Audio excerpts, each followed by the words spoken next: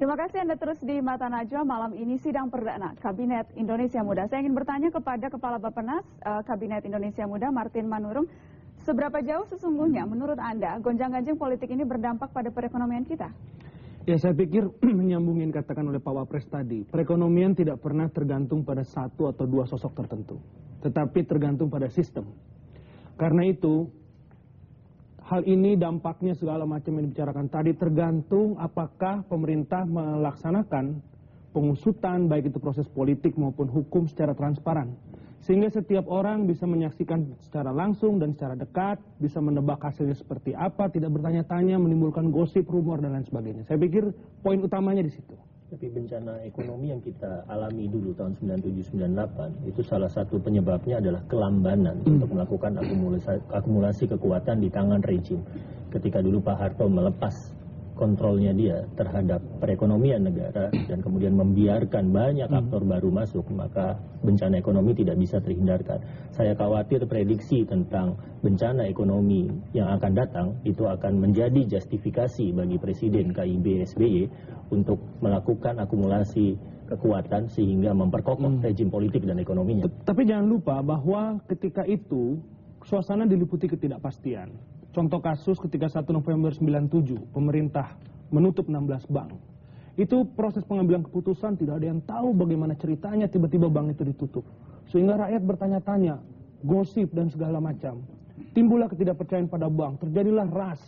Dan akhirnya ujung-ujungnya adalah ketidakpercayaan pada sistem politik dan akhirnya pemegang kekuasaan itu harus tumbang.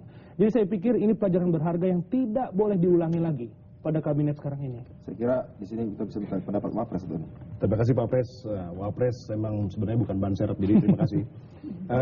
Ya, ada 3 jalur legal yang bisa ditempuh dan kita harus mendukung 3 jalur tersebut. Yang pertama adalah tadi investigasi melalui Pansus, yang kedua KPK, yang ketiga adalah melalui Polri. Kenapa? Pansus adalah untuk menginvestigasi permasalahan dengan konstitusi. KPK tentang bermasalah korupsi, karena di sini ada intention untuk memperkaya orang lain. Dan Polri adalah karena kita tahu yang namanya Robert Tantular sudah dinyatakan sebagai terpidana.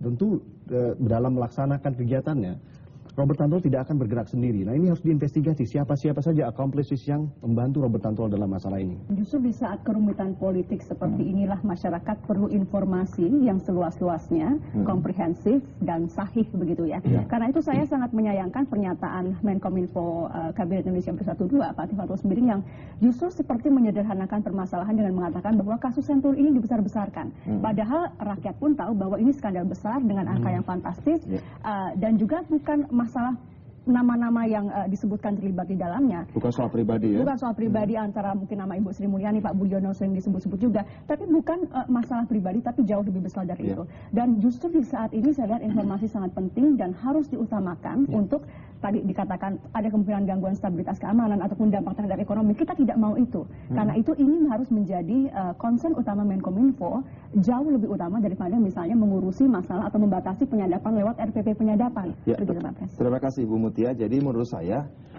rapat ini seharusnya bisa kita simpulkan untuk kita jadikan rekomendasi sebagai sebuah shadow cabinet kita yang memberikan rekomendasi kebijakan bahwa seandainya atau jika saya seorang Susilo Bambang Yudhoyono, maka hari ini saya akan memimpin langsung seluruh gerakan anti korupsi itu, mengakomodasi seluruh potensi bangsa, termasuk gerakan sipil di dalam gerakan semesta pemberantasan korupsi dan bukan mencurigainya.